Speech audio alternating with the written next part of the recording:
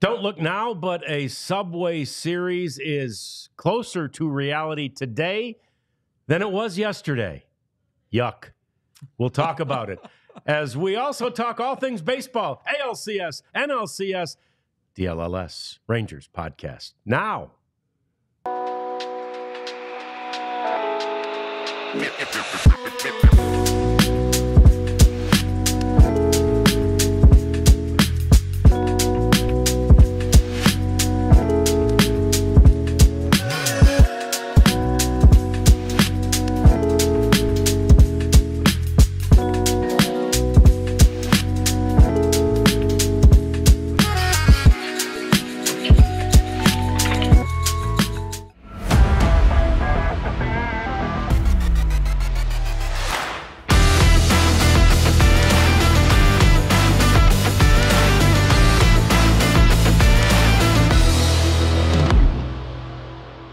If you've ever been in court, you know when the judge enters the building, you all rise. And last night, the judge entered the series, maybe entered the playoffs. It had been a slow start for Aaron Judge, but he found the seats last night at Yankee Stadium, and the Yankees take a commanding 2-0 lead in the American League Championship Series. Hi there, and welcome into the DLLS Sports Studios. Welcome to the DLLS Rangers Podcast. John Radigan here. I'm Rads with Abby Jones, and J-Dub, Jeff Wilson over there. And we've got the Prophet over here making all this look so pretty and putting our names on the screens and allowing you to hear us, all the things that are so technically important to the process. We appreciate the Prophet for that, Elijah Smith. So anyway, we've got a lot to talk about today, and we do need your help, okay? We need you. We want your questions today, please, because in the final segment, we're going to run through a list of them. So hit us up with your questions about the offseason. Be as specific or as general as you would like, and we will be chatting about the Rangers and answering all of your questions at that point in the program. In the meantime, we've got lots of baseball to talk, starting with what happened last night in the Bronx. And Abs, your first comment, and I thought it was apt, spoke to Aaron Judge's fashion statement last night, which was really more of a weather statement. Right, but he's, doing it like Jeter did. Actually, Elijah is working on his baseball knowledge, sent me the look last night, and he goes, I love this. Yeah. And I said, it helps when, it's Aaron Judge doing it. Right. He's a big guy, can pull it off. But no, he looked the part and played the part yesterday. What makes a key for a good turtleneck? Do you have to have like a long neck? It's a good point.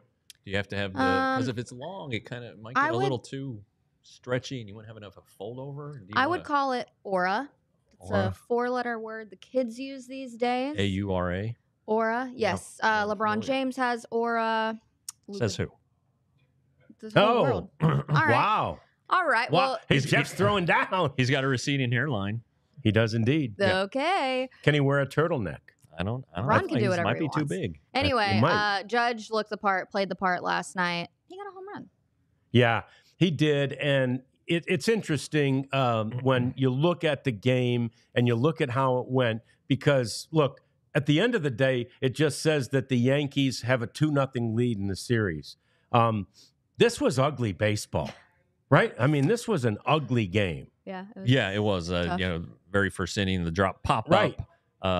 There were some errors by the right fielder, the Guardians' right fielder, Brennan, and he made a great catch in the first inning, and then bobbled the ball. Yeah, and then the Yankees had some terrible base running there. And, my God, two got thrown out in the same inning. Yeah, John Sterling, the retired but still going. Yeah. Said, this is what they do. They run the bases like drunks. I saw that.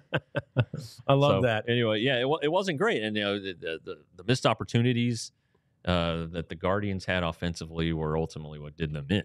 Yeah, it is. And to your point about the Rocchio drop in that first inning, two things about it. One, it looked and felt to me like the wind was going crazy. But Aaron Judge hit that ball so high in the air, it had 7.1 seconds of hang time. I saw 193 feet. That's unbelievable how high. That's insane. I mean, like, you could lose that thing up in the sky. Sure. Like, it's never going to come down. And I do believe, and, and credit to him. I saw the post-game interviews. Rocchio, no excuses. He said, maybe the wind affected it. I don't know. I got to catch that ball. Right. And I really appreciate that. That said, that was pretty crazy. And I will say this about that first inning, too. Man, like, we had done the whole segment yesterday about how, okay, you got to let Bybee go. You got to let Bybee stay in there. Man, my palms were sweating for the guy in the first inning. And he got out of it with allowing only one run. Yeah. So credit there. Yeah. Right. Yeah. It was not the start that you expected. We've talked about just the lack of endurance, I think is a good word for this Guardians starting pitching. Tanner Bybee's supposed to be their guy. Yeah. Was not last night. I think the Yankees even wanted more out of Garrett Cole as well. It was better than Bybee, but not too much better. No. It wasn't a really good game. It wasn't crisp. Any way you look at it. No, the weather was crisp. The game was not crisp. And the error on Brennan in the second inning hurt Bybee. Big time. Forced Stephen Vogt's hand, though. Again, this guy's thrown 39 pitches and he's your guy. He just got out of an inning. And you're ready to go. Must-win game, I guess, is the way they felt, and it potentially worked. It could have worked out. They went 0 for 7 with runners in scoring position, and that's the big one in this game is the 0 for 7. Because if it's close, they don't pitch to Judge in that situation, or a different guy is throwing to him late in the game when Judge hits his home run that kind of in the 7th kind of made it 6-2. So, but yeah, I don't like this. I don't like these starters going short. No, and I took a pause in about the 4th inning, went away from the game for a second, came back, and I couldn't believe it was 3-2.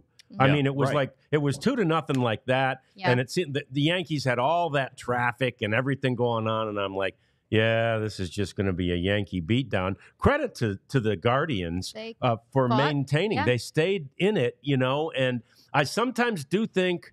And this may just be me being, knee-jerk, not the biggest fan of analytics guy, but I feel like Stephen Vogt sometimes overmanages. But again, I think in a way maybe everybody does in the playoffs. In the ALCS, you're going to have a tendency to overmanage. But I thought he was pinch hitting too early. I felt like he was just overmanaging a little bit. Well, the thing about these smaller market teams is they're really good at leveraging their platoons during the season, and they have to have platoons because they can't afford a superstar, so they have to have 2 complementary pieces, and so they got to do it in the postseason. But again, do you have to do it that early? Because then he pulls if you do it early, how does it set you up for later? Right. If you want, then you get Austin Hedges to the plate. Austin Hedges when the base is loaded. Exactly. I took the words right out of my mouth. I mean, what a disaster that was. Yeah. Hilarious one. The last person in the majors you want to bat right there, other than a pitcher, is probably Austin Hedges. Yes. And it's a huge situation, and there he is. Yeah. Let's take a look at the numbers just to solidify this point of missed opportunities from mainly more so the Guardians, obviously the Yankees as well. What sticks out to you the most? For me, it's left on base. For the Guardians with 11. 100%. That's where the 0 for 7 comes into play, and it's good to see Jose Ramirez hit a home run late, but they really need him to come through when he's got real chances earlier in games, and I think he's only hit about 150 in the postseason. So within those ugly numbers, there's some ugly numbers. There are. There are. And the thing is, the other really ugly one there is that the Yankees walked 6 Guardian players, right? 6 walks. And so that's another missed opportunity because you've got to make the opponent pay if they're going to give you a free base. And they clearly did not make the opponent pay enough, as is evidenced there by the 11 left on base. But, you always want to make sure those walks score. And as a defensive team, in the Yankees case, they're trying to make sure those free passes don't score. So, Cleveland dropped the ball there as well. Right. And just there too, the guys that haven't been hot did hit the home run with, Jose Ramirez and then Aaron Judge too. But I will say that the Yankees' two guys that have been the offensive unit, if they've had any offense, has been Stephen Kwan and Brian Roque. They're hitting .444 this postseason, while the rest of the Guardians are hitting .165. So I do know that everyone wants to look to Jose Ramirez, which I don't know if you guys saw Aaron Boone's comment about he's not underrated. He's not underappreciated. No, God, no. But no, I mean, I think that they do need to pay a little bit more attention to these guys, as well as the runners in scoring position for Guardians. That's a huge make or break for them. When they're in a loss, they are 2 for 22 with runners in scoring position. When they win, 10 for 30. So much like Shohei, which we'll get to, runners in scoring position is just a huge piece of their game. Well, and you and I were talking yesterday about a conversation that you had with your dad as you were watching the Yankees in Game 1, and you were saying, "How come Aaron Judge has just been so bad? What's wrong with Aaron Judge?" And your dad said, "Well, he doesn't get pitched to. Right. It's not that he's they're not pitching meant to him, for the postseason, right? Built for it. He's all of those things. He would destroy the ball if he got pitches delivered to him, but they don't. I just try to walk him. I mean, you take a look at his walks, and it shows that. It does. They're reluctant to pitch to him, and obviously the counter argument to that is other guys have figured out how to get those hits right when they're not being pitched to. Yeah. Barry Bonds didn't get pitched to for about the last 4 years of his career, right? And yet he was able to ultimately achieve the milestone of the home run record. So you have to, and again, it's a short window during which time you can figure out how to do that. But maybe that's what Aaron Judge sort of did a little bit last night. But here's the difference, too, of the Yankees, because when you're talking about them, they're a monster, because it's not just not pitching to Aaron Judge. You got to get Soto first, then you got to get Judge, then Wells, then Stanton. I mean, there's just no break in the lineup, 1 through 9. You're going to get destroyed either way. So it's kind of like a pick your poison game. And that, worked with Aaron Judge last night. One thing that I want to point out about Clay Holmes, a key element to that Yankees bullpen, he has a pretty cool stat. He's itching his way up.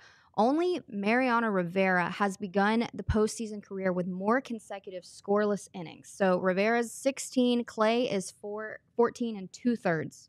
That's quite an accomplishment for that young man. So at least in that sense, I mean, I would like to see that happen.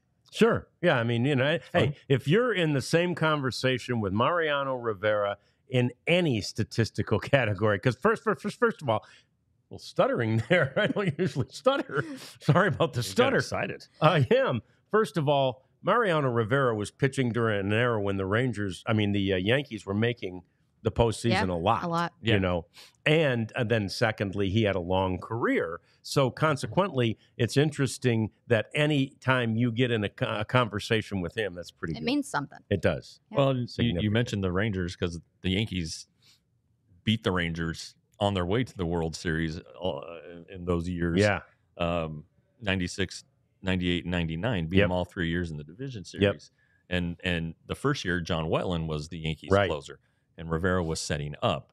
Then Wetland came to the Rangers, and Rivera became the closer, and the rest is baseball history. It really is. It's an amazing progression that they had. And obviously Wetland was good for the Rangers, but never that, right? Never what he was for the Yankees. Hey, again. I want to ask you guys a question. Because the stat is teams that go up 2-0 win the series 84% of the time. Do we think a sweep is possible in the ALCS? Certainly, as long as it's 2-0, it's possible. Yeah, it's possible. But I don't like the chances of them sweeping. I think the way the Guardians play and the way Vogt manages, I think they're going to at least get one at home. Yeah, I hope for this, just for the sake of the series. But then let's say it is a sweep and they have to sit on their thumbs for a week while the rest of the other series gets played out. And do they lose their momentum like happened to a lot of teams? The Rockies in 2007 come to mind. So I don't know. We'll see. Yeah, and Abby's dad will say it happened to the 2006 Tigers. Right. So yeah. Well, game 3 is in Cleveland. Clark Schmidt and Matthew Boyd on the mound potentially. Well, there you go. We'll get to that tomorrow. Yeah, that's going to be fun to watch. Your questions are coming in. We appreciate it. Keep them coming. We've got a segment full of answering questions coming up a little later on in the program. We've got more to talk about with regard to these playoffs, including the NLCS. It's a preview of Game 3, all-important Game 3. We talk about it next on the DLLS Rangers Podcast. All right. These are my new sunglasses. Ow, ow. These are my Shady Rays. These are all the sunglasses I've gone through over the years. If you're listening to the podcast, you see this? Literally if you're listening, I'm sorry. Multiple cases. I'm throwing multiple cases back into my bag because I don't need any of these anymore because I have Shady Rays. I've worn these every day since I got them. And the thing that's beautiful, they're like indestructible. They're so lightweight and they're super comfortable. And by the way, I look damn fine in them. Can I say that, Ebs? You can say okay, that. Thank for you. Sure. She doesn't agree, but I can say it. Aura and confidence is key. Yeah. Very humble, Jeff. Thank you for pointing that out. So anyway, you should get yourself some Shady Rays sunglasses. These are fantastic. They're polarized. Oh, and the other thing about these, they're so much cheaper than each individual pair of all of those. So, man, do yourself a favor. I can't read our screen if I have them on, but do yourself a favor and get 35% off the polarized sunglasses. Use the code DLLS, and you get that savings. Apparently, they're baby approved as well. That's right. And with all the money you're saving on sunglasses, you can get new flooring from Empire Today. And Empire Day is also going to save you money. As you can see there on the screen, $350 off when you say empiretoday.com/DLLS. Quick things about Empire Today. You get shop at home convenience, the right product for your needs, professional and quick installation, and a low price guarantee. I mean, what more could you ask for? But there is more. They have a virtual floor designer. It's a great way to see what floors are going to look like in any space in your room. You don't have to go into the big box places and run into a guy who was just selling lawnmowers. And they service their own warranties. But I don't know that you're ever going to need a warranty because Empire is that good. So schedule a free in-home estimate today. All listeners and viewers can receive $350 off discount when they use the promo code DLLS. Restrictions apply. See empiretoday.com/DLLS. Fantastic. We did it. We nailed it. We did. Pretty much. Okay, Very so the team that didn't nail it in Game 2 was the Los Angeles Dodgers. And it begins to beg the question just a little bit as you look at all the stats, all the facts, all the data. Maybe the Mets are, I mean, obviously, technically they've become the favorite, right? Because they essentially swiped home field advantage away. But if you look at everything, the Mets might be the favorite now to win the series.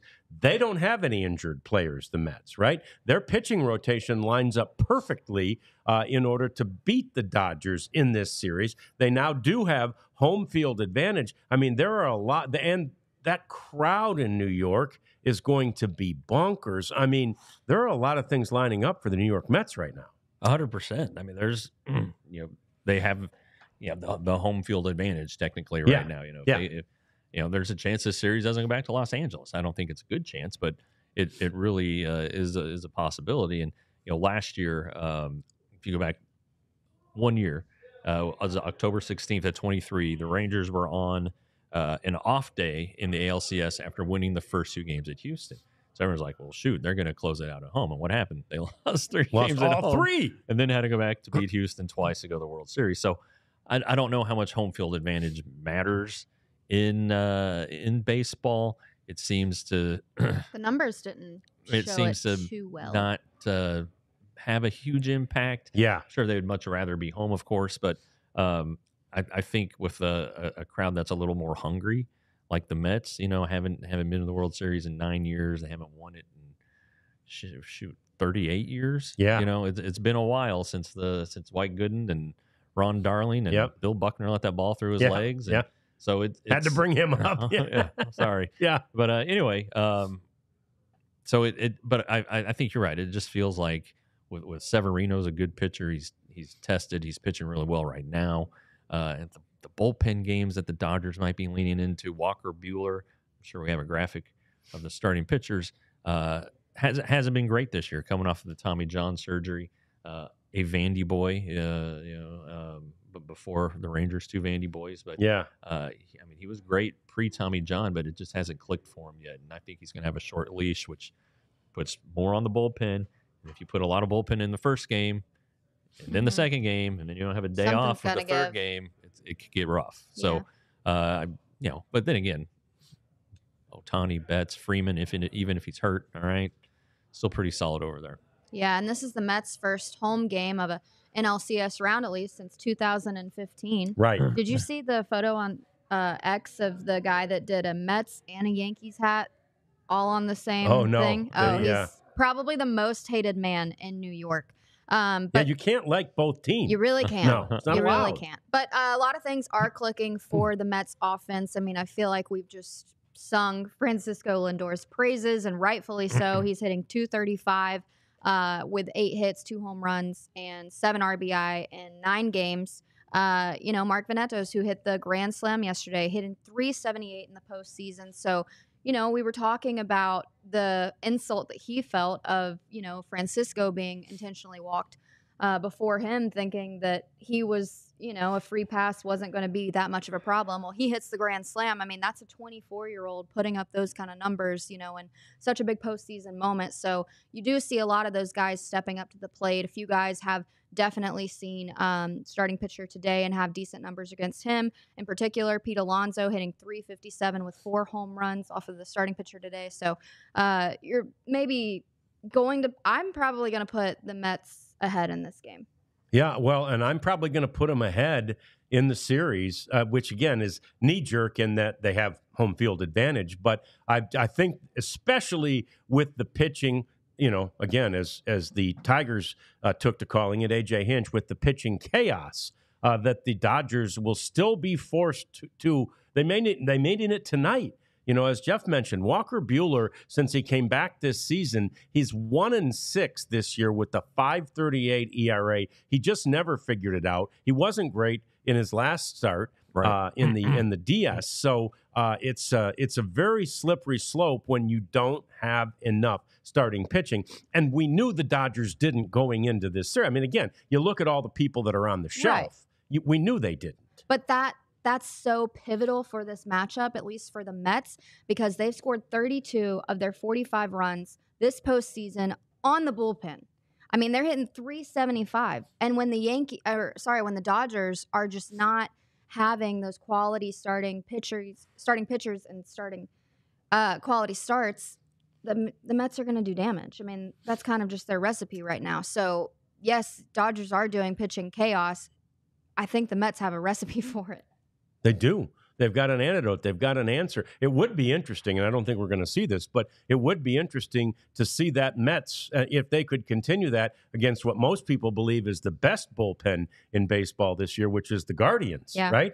I don't think that's going to happen at this juncture, but that would be a juicy sidebar if that were to happen, if somehow the Guardians are able to come back against the Yankees. And I think, to Jeff's point, we mentioned it in the last segment, that game last night wasn't as much a blowout or, one-sided. Let's say that. I wouldn't call it a blowout, but it wasn't as one-sided as the score might indicate. That was a much closer game than 6-3 as the final. Yeah, I agree. 100%. Yep. Anyway, but to this Dodgers situation, Freddie Freeman, I mean, he has almost achieved hero status. I don't know if he has among Dodgers fans. I haven't really seen much about this, that talked about on social media and all that. But among his teammates, this dude's a hero. I love Freddie Freeman. He's great. And, again, one of 3 former MVPs on the team right now. So they're stacked with talent, but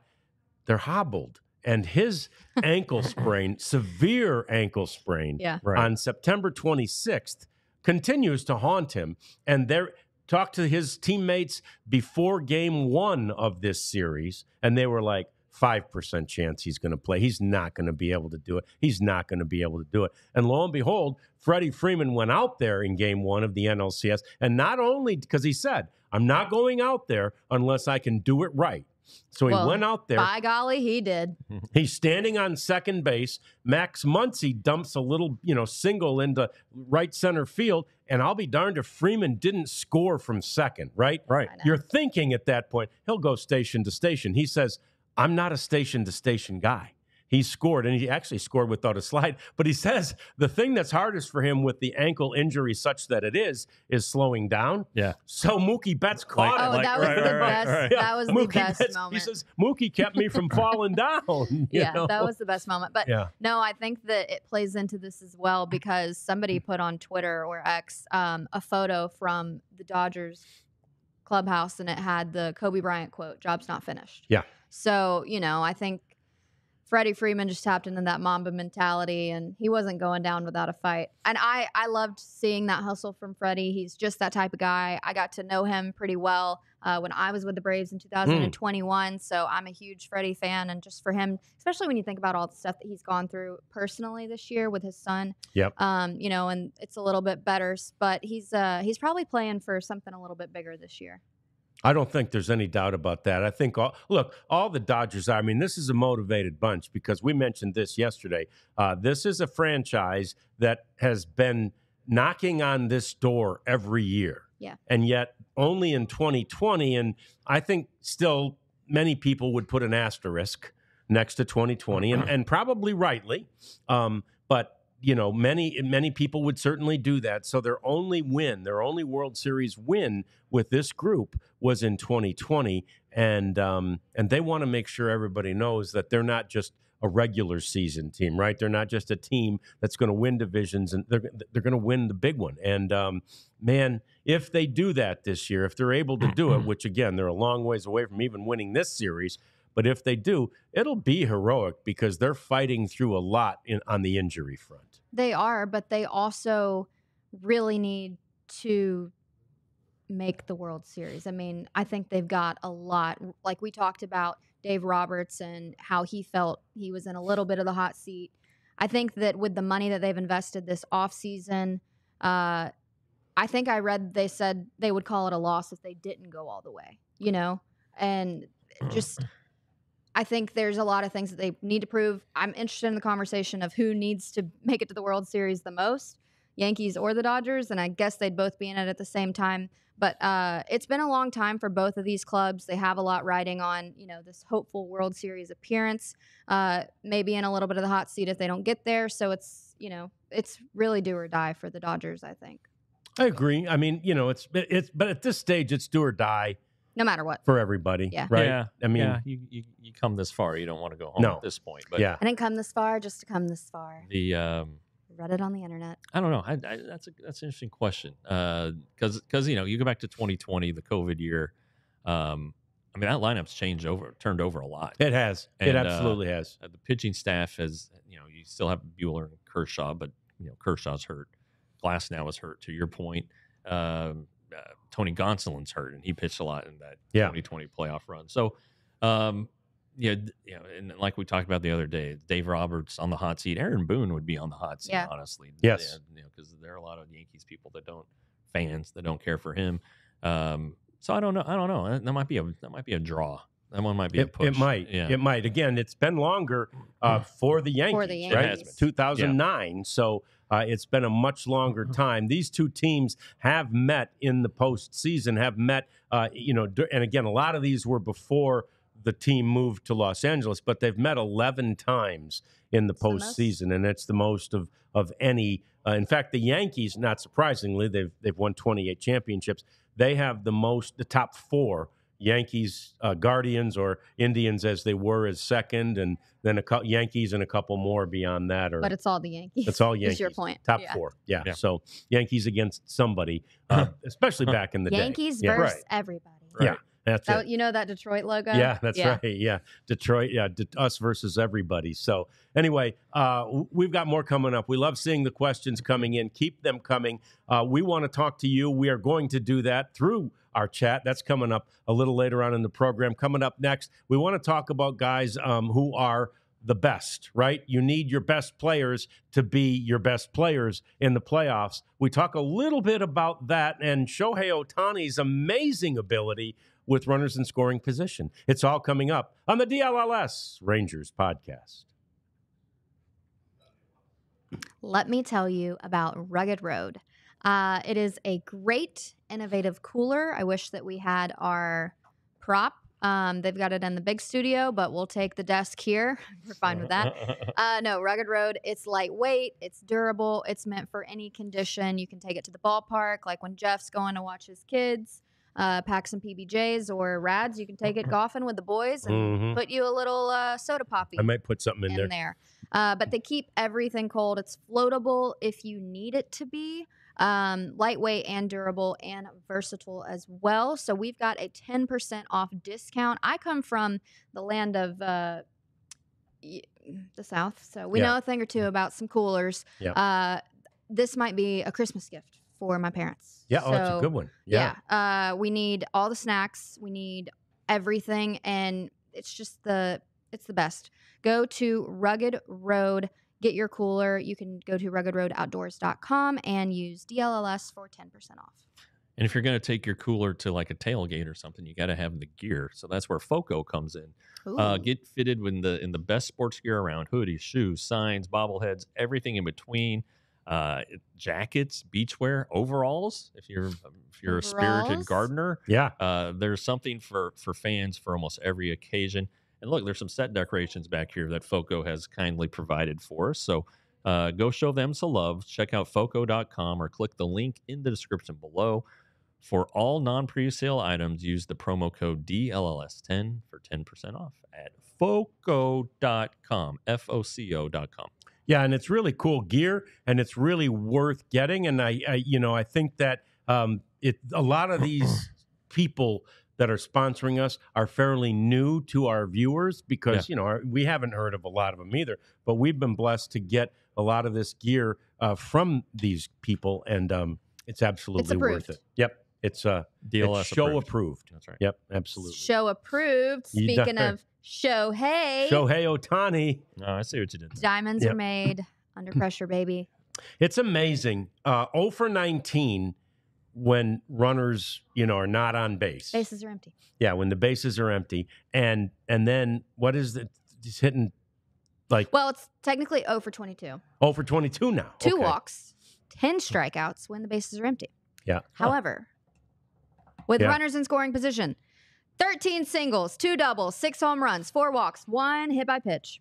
That's amazing. Well, he's a leadoff hitter, so he's going to bat a lot, at least one time a game when nobody is on base. But for him to hit as a leadoff hitter with so many guys on base in a scoring position kind of speaks to how complete the Dodgers lineup can be. And they're dealing with some injuries, but Gavin Lux is down there at the bottom. Sometimes Will Smith, the really good catcher, is down there. So when guys are getting on base, there's a belief. You brought up Juan Gonzalez yesterday as a defensive player. Juan Gonzalez would drive in a run. Yep. Whatever it took. And you know what? Some people are like, oh, the RBI, blah, blah, blah. You got to have somebody on base to, diminish the stat. But there are players who have a knack for hitting a fly ball for a sacrifice fly, putting a ball in play, whatever you have to do to get the run home. There are guys who just seem to do it better than others. And so I believe in that. I believe RBI is an important stat. For Shohei to be doing what he's doing with runners in scoring position, it tells you a lot lot about him and his remarkable, whether he zeroes in or whether pitchers pucker up a little bit and are afraid to make a mistake to him, and they do anyway. Whatever it is, he has an effect when guys are on base, and he comes through a lot. Well, he's going to come through today probably. He's 3 for 6 with a double home run and 2 walks against starting pitcher today. So and it's interesting because it's interesting what we do as a media in some cases, right? So Dave Roberts is immediately asked, okay, all right, so he is, 0 for 9, 0 for 22, and he does this one guy. You need to move him around in the lineup. And Dave Roberts just like, no, No, we don't. He says earlier this year, there was a stretch this year where Shohei was hitting, I think it was under 200, like a long stretch, under 200 with runners in scoring position. And everyone was like, well, how come he can't hit with runners in scoring position? He says, you guys wanted me to move him then, and you want me to move him now. I'm not moving him. And this is truly a very small sample size. Right. Well, we learned today that his name means furthermore respect. So he's putting some respect on his name with runners in scoring position. If I'm not mistaken, though, he opened the year batting second, and Betts was the leadoff hitter. That's right. Then Betts broke his arm. Yep. And they swapped and never went back. And I mean, if you can have a 1-0 lead after one batter, that's pretty darn good. You like that? Yeah. Yeah, you like that. And he gave them, I don't know how many times he hit the leadoff homer, but he hit it out of the ballpark 54 times. So, you like your chances when a guy's hitting out of the ballpark 54 times in a season. Yeah, let's take the chance of starting at 1-0 in this game. So, he's not really a concern in that regard. But you also do want, and that speaks to this, you want your best players to be your best players. And it begs the question, has he been the best, right? He's obviously been the best or among the best in those critical situations. But, ultimately, if the team doesn't win, has he been good enough? And can teams win if their best players aren't their best players? Well, I think it depends on the team. I agree. Like Cleveland. Cleveland has one Superstar. Player who is far and above better than anybody else on the team, and either you don't pitch to him or you're figuring out a way to get him out. He's not having a great postseason, right? And so they're kind of in a hole right now. But then you look at the Dodgers, and their first three batters are probably going to end up in the Hall of Fame. And it's like, okay, well, if this guy's off, they got this guy. And if this guy's off, they got that guy. And then they have another guy who won the home run derby, Teoscar Hernandez. Yep. Will Smith, who signed a 9-figure extension earlier in the year. And, I'm probably omitting some people, but they have the lineup depth that Cleveland, Detroit, smaller market teams just don't have. So, the Dodgers can win if Shohei Ohtani is 0 for 40.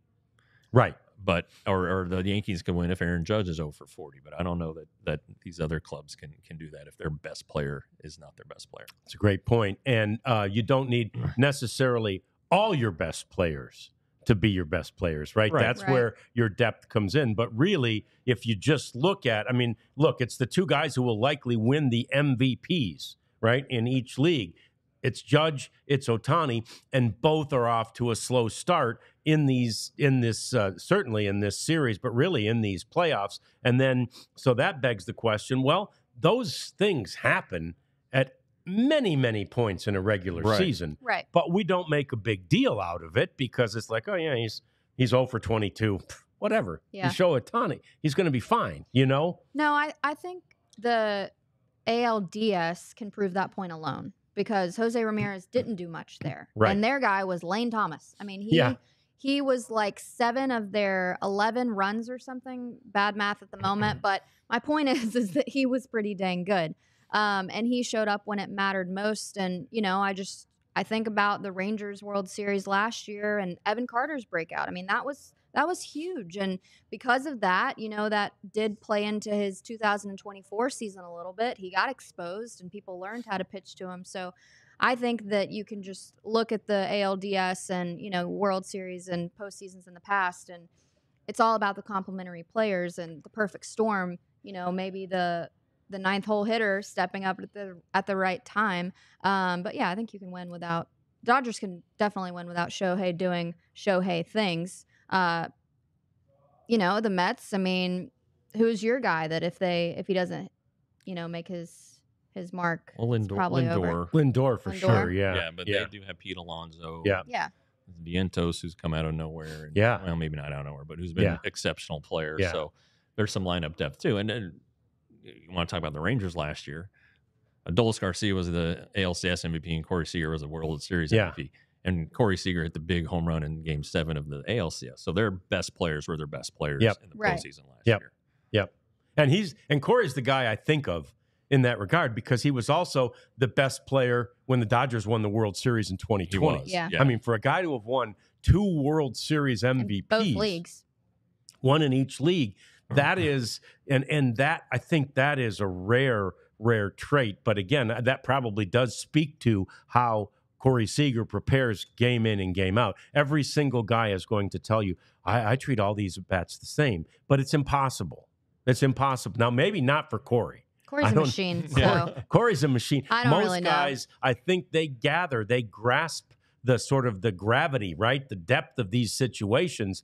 And Corey might have the ability to just block them out. I don't know, but he doesn't seem to be affected by the gravitas, if you will.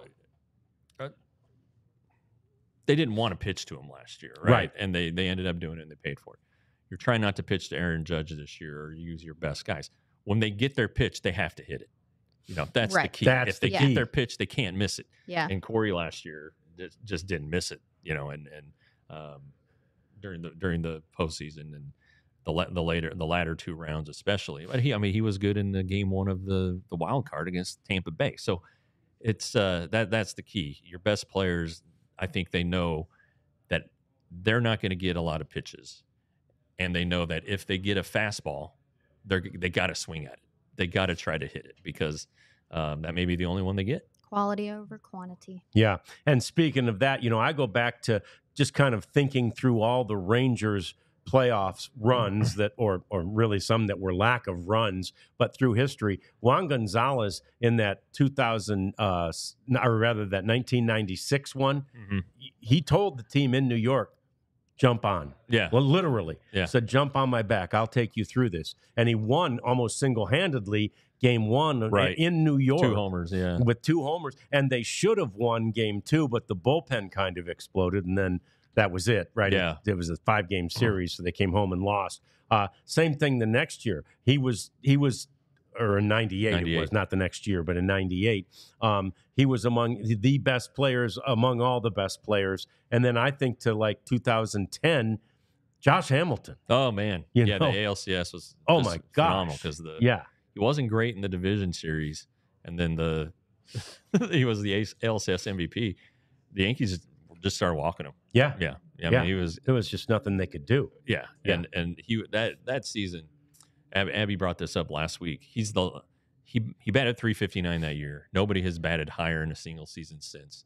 He was the MVP despite missing like 35 games. He basically missed all of September with a broken rib after crashing into the wall. Yep. His July, I've never seen a player hotter than what he did in July. And I remember this might have been late June, but they went to Miami, and they were at Joe Robbie, and it was 436 to center, and they had an empty space out there, so they put their batting cage out there. That's where they'd take it after BP. He hit a ball. I swear to God, it didn't get 20 feet off the ground. Yeah, and it went like, if I wish there had been exit velocity for that one because that's the hardest ball I've ever seen hit. It just went out on a line to center field, and I think it rattled around that little batting cage. It had to be 450. But anyway, that's the hottest I've ever seen a guy. But then in the ALCS, he did it again. He got super hot, and the Yankees just were like, screw this. We're not going to pitch to him. Yeah. I remember in 10, we were at Fenway, and I got to the ballpark, and Mitch Moreland and Ian Kinsler were out in right field, literally in the stands, and it's early. There's no fans out there yet. It's before BP. Probably early BP, yeah. Yeah, early BP. And I walk in, and the 2 of them are out there in right field, and I walk up to him and say, you guys looking for the Ted Williams seat? Because they have a seat out in right field in Fenway Park that is a different color than all the other seats because Ted Williams hit a ball that far, and it was one of those that are people oh my God, that was so far. They changed the color of the seat. I go, are you guys looking for the Ted Williams seat? They said, no. We're looking for the one Josh hit yesterday in BP. And it's way beyond, because I'm like, the Ted Williams seat is way down there. They're like, no, it's way up here. He hit one there, and they were, his own teammates, accomplished in their own right, were out there looking at that going, that's crazy. You could get Josh Young started on this convo. He loves this topic. Does he? He does. Ian, we got to get him into the studio. He has some great Hamilton stories. He does. There's the one, of course, that he probably won't talk about. But then there's one where in spring training one year, he and Michael Young were lifting real heavy, and like pounding out one rep. And then Josh comes in and it looks like he just woke up. And they're like, hey, you want to do one with us or hop in? He goes, yeah, sure. And he just picked up these weights that they were struggling with and just cranked out 8. Boom, boom, boom, boom, boom. Put him down. He's like, all right, I'm good. What's up? Yeah. That's funny. Yeah. See if I can go find a banana. Yeah. So the 2 MVPs in World Series history, 2 World Series MVPs in history. Corey Seager has 2. And then Sandy Koufax, Wow. Bob Gibson, Reggie Jackson. Wow. Okay. Hall of Fame, Hall of Fame, Hall of Fame. Yeah. Yeah. And 2 of them are pitchers. Right. Yeah. Right. Yeah. right. Which is a completely different animal and understandable. So there you go. Well, and I think Gibson got one in '68, even though the Tigers won. That's right. Because that's right. he had the 19 strikeout game or whatever it was in game 1. Yep. Yeah. And Yep. so anyway, yeah, there you go. Fantastic. So we continue to talk baseball. We continue to talk Rangers with you because you've sent in lots of questions. We are going to get to answering those and continue to bring them in if you would, because we've got plenty of time in the next segment to talk Rangers baseball with you on the DLLS Rangers podcast. So I'm so excited. We keep hearing that the merch is on the way, and I am, and so much so that we are hearing from our people, hey, if anybody gets it, wear it, which we definitely will. Jeff's going to model it, and we definitely plan on wearing it because, A, it's great gear, B, we want you to see it, and then you'll have an even better sense. And again, the reason it's been delayed in large part has to do with the hurricane, so, there's certain things you can't help. But we want you to get some of this great gear from store.allcitynetwork.com. Our merchandise is fantastic. There are so many great shirts to choose from. There are hoodies, which, again, today's weather you need one. Might make you start thinking about a hoodie.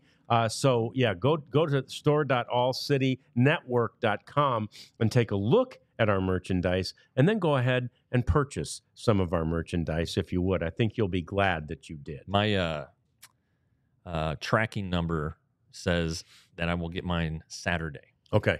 Saturday. So Monday. Monday, I'll be in full DLS. You got to get a hat. Gear. Well, yeah. Only so much you can do about that. My torso will be in full DLS gear. Yeah. But I'm looking forward to it. Yeah, that's fantastic. Become a diehard too, would you? You get 20% off of the merchandise, and you get a free shirt every year. Then you get 20% off of events. We are going to hopefully do the spring training. Did you guys see the Chicago? Went to London. Yes. Oh, really? Yeah. I mean, I want to go to London. Yep. But if there's any fun baseball events, we're going to try to maybe get something going to a game, maybe something if there's an away game, a watch party, any of those things. You get to hang out with us. Ask these guys all the baseball questions. He's a baseball encyclopedia. He's got a story for everything. I'm just there to have a good time. But you can hang out with us. It's great. You pay $79.99. Like I said, with the t-shirt, you get pretty much, it for like $40, but become our best friend. Yeah, get a couple beers in me. Who knows what I'll say. Yeah, you never know. Yeah. And speaking of those trips, if the Rangers are able to secure Roki Sasaki, I was about to say there will be a trip to Tokyo. The Rangers, because the Rangers, it was on the it was gonna happen, and then Darvish got hurt. Tommy John surgery. Yeah, so John Daniels swears by it. Yeah, so it was going to happen, and it didn't. But that would be super fun. We'd go to Tokyo, and we'd invite you along with us. There's no doubt we'd make that happen. We're going to make spring training happen too. But along those lines, I think I saw one of the questions about Sasaki and about your article that was behind the paywall yesterday, Jeff. But, basically, Jeff yesterday said, the Rangers, like a lot of teams, but the Rangers have a legitimate shot at signing a guy who many believe and scouts have called the best pitcher on the planet, Jeff, and he's only 22 years old. So the question was about sort of the legitimacy of their candidacy. I mean, they've been in the conversation for, obviously, Darvish. They were in the conversation for Ohtani and missed out, and now they'll be in it. They'll be in the mix for Sasaki, and they have a great presence there. They have Joe Furukawa, who was a former player in Japan. He was Darvish's translator the first year. You guys might remember him from that. But he's over there, knows everybody. Works hard. And then my man Haji Watabe, a great guy. who's now, when the Rangers first got him, he was translating also. But he's a seasoned guy now. And Josh Boyd, who's assistant general manager, has been going to Japan since before, starting with the Darvish thing, started the courtship there. Ross Fenstermaker's been, and then you have Chris Young, who I still think is a wild card in all of this because he can talk at the same level as Sasaki. He can talk pitching, major league pitching, how to survive in the major leagues, and it won't cost anything up front. So Ray Davis is going to like that. But the key is that group putting together the right presentation, and then B, Sasaki having as much as they're allowed to assurances that he has a windfall coming right after a few years, right? Which would have to be kind of a wink, right? I mean, it can't be. You can't sign him and then announce a massive deal. Not yet. No, he's got to go through a little bit of the system. Okay. So I asked on Twitter any questions, and we got one from Gregory. Do the Rangers try and re-sign Eovaldi, Robertson, and Yates? And do they finally go sign a real DH? Eovaldi, check. I think they'll try on Yates. I don't know if Robertson's going to keep pitching. Yeah, we're not even sure. Robertson said at the end of the year he hinted he might retire. I was about to say, I don't even think he knows if he's going to play baseball. He's his own agent, so he's got a while to decide to talk to his agent. And then, but the DH though, the DH thing, no, I don't think so. I think the Rangers are at the point where the internal growth, internal growth, but also they're going to sign hitters. I know Natalie asked about it. Are the Rangers going to sign a bat? I think they're going to really. It's going to be like a glaring need from last year. It's going to be a very specific thing, like acquiring Robbie Grossman was a very specific need. The Rangers outfielders were bad against all pitchers, left-handers and right-handers. And you say right-handers, really, because you heard so much about the left-handers. It's true. So a guy like Brendan Donovan from the Cardinals or Mike Yastrzemski from the Giants, left-handed hitters who can play the outfield, they'd get a lot of at-bats. See guys like that, they're used to sitting, so they know the platoon situation. So I would think that's a possibility. And then I threw out on our show with Abby when you were out of town, John, a guy like Tommy Pham, sure, kind of a veteran guy who can play a lot of positions, right-handed bat. He's also been in the postseason. So many times. A lot. Yeah, I think he's kind of a fit too, but I don't think you're going to see them go out and get Pete Alonso, or some great. Greg Luzinski, I don't know, a guy you think of as being a DH, go out and just get a straight up DH. I think that they also like the flexibility to use that spot for days off. Yeah, and because Boch does a great job managing the lineup that way. There was one question there before, though, about could Adolis become a full-time DH, given the depth of the other talent in the outfield. I think, though, he's so good in the outfield. I'm not sure you want to do that. He's a really good outfielder. Yeah, exactly. When he's healthy, it's not my forte. Very good. Throws the ball like a madman. It affects running games. You've seen teams not try to run on his arm in spots where they need a run. Could he play less outfield? Sure. Yeah. And maybe against like a right-hander he could DH, because if Evan Carter's healthy, you're probably going to want Evan Carter in the lineup. It looks like Wyatt Langford is a fixture, a guy who's going to be around for a while.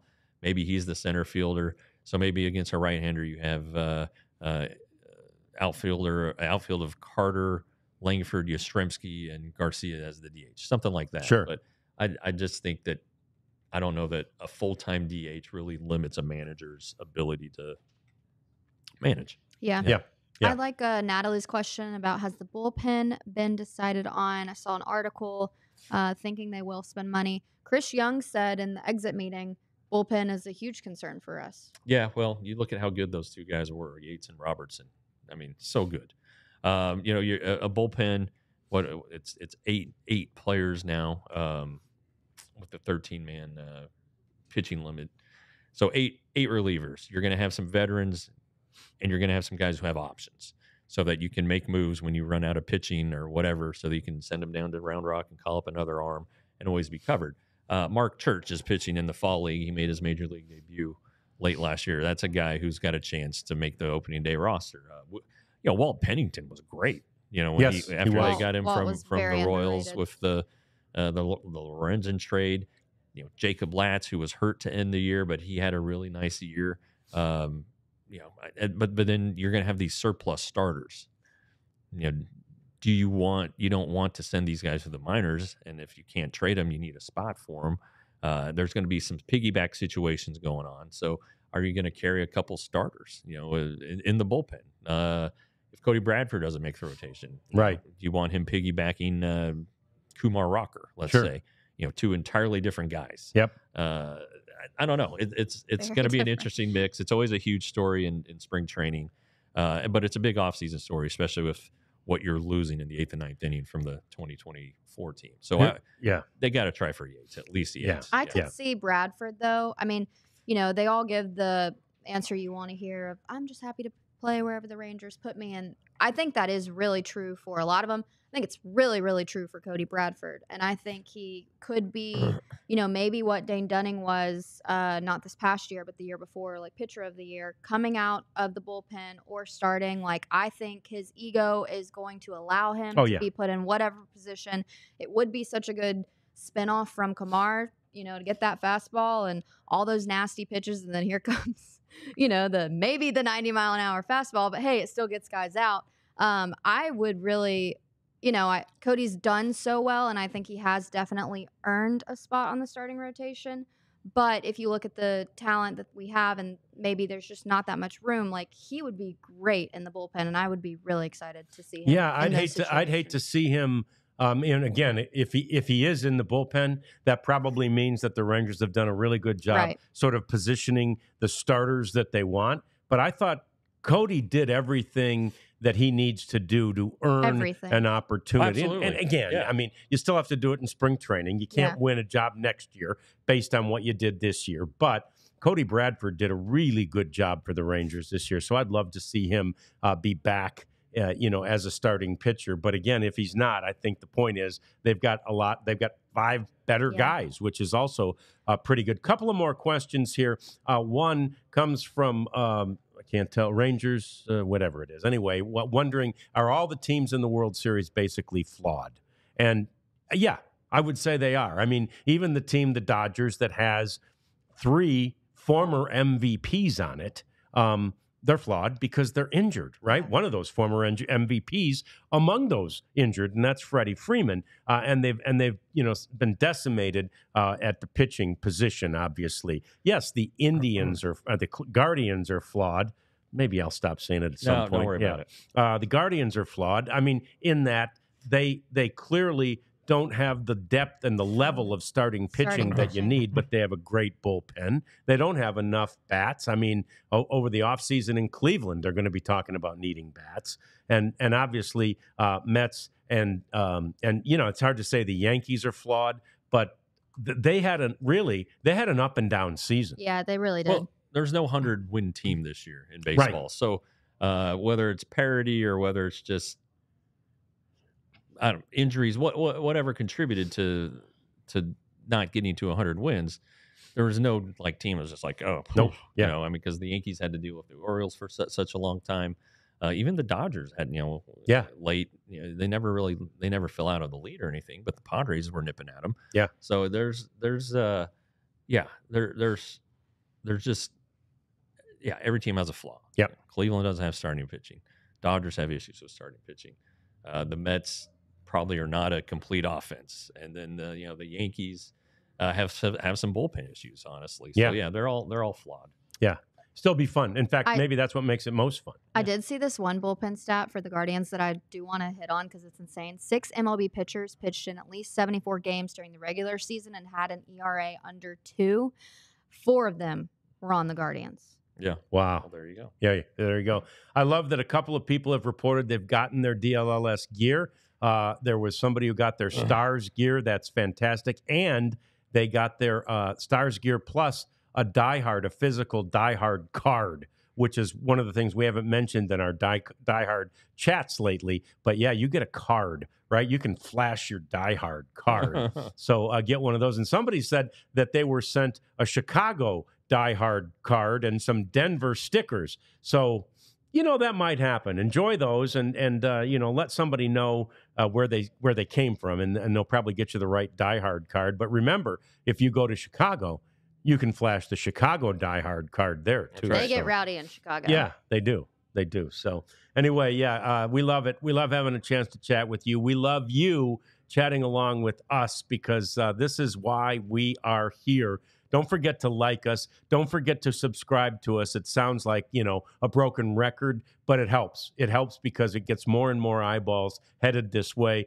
more and more people chatting with us. Yeah, Ben, we appreciate you being back today. We kind of missed you yesterday. And, Rangers backup catcher. It's a big one. Of course, that's going to be a question again, and you don't know. I mean, it's just, hopefully they'll have somebody. Somebody on a 1-year deal. Yeah. That'll be my guess. But Carson Kelly would be great, but he's a first-time free agent, so he's going to try to cash in. He's going to get some money. Yeah. So anyway, thanks for all the questions. Thanks for all the time, as always. And don't forget, we'll do this again tomorrow. 1:00, we'll bring you another edition of the DLLS Rangers Podcast. We all silly like the mayor.